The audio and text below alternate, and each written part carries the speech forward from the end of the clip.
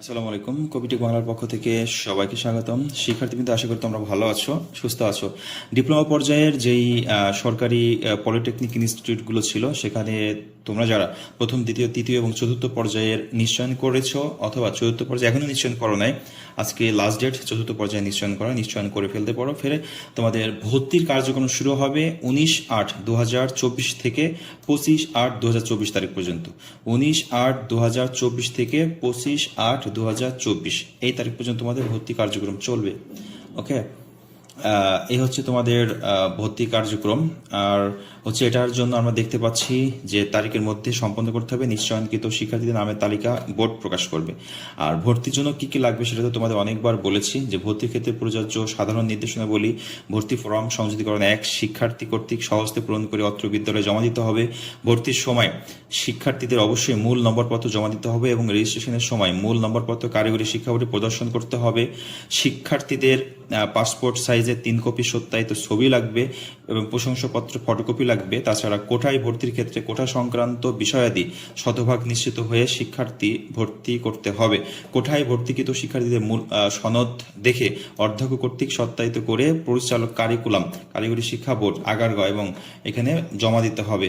আর তারিখের মধ্যে প্রেরণ করতে হবে এবং রেজিস্ট্রেশনের সময় মূল সনদ কারিগরি শিক্ষা বোর্ডে প্রদর্শন করতে হবে। সনদ মিথ্যা প্রমাণিত হলে উক্ত শিক্ষার্থীর ভর্তি বাতিল বলে গণ্য হবে।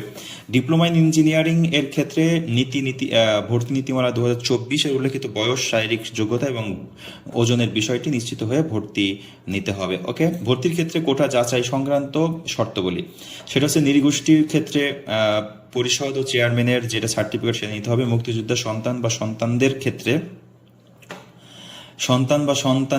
সন্তানদের ক্ষেত্রে মুক্তিযুদ্ধ বিষয়ক মন্ত্রণালয়ের সনদপত্র ও সংশ্লিষ্ট ইউনিয়ন পরিষদ ও পৌরসভার চেয়ারম্যান কাউন্সিলর কর্তৃক সনদ দিতে হবে। আর শিক্ষা মন্ত্রণালয়াধীন কারিগরি শিক্ষা বোর্ড, শিক্ষা অধিদপ্তর ও অধিদপ্তরহীন শিক্ষা প্রতিষ্ঠান কর্মকর্তা ইত্যাদি যারা সংশ্লিষ্ট আছেন তাদের প্রতিষ্ঠান প্রদানের সনদপত্র লাগবে।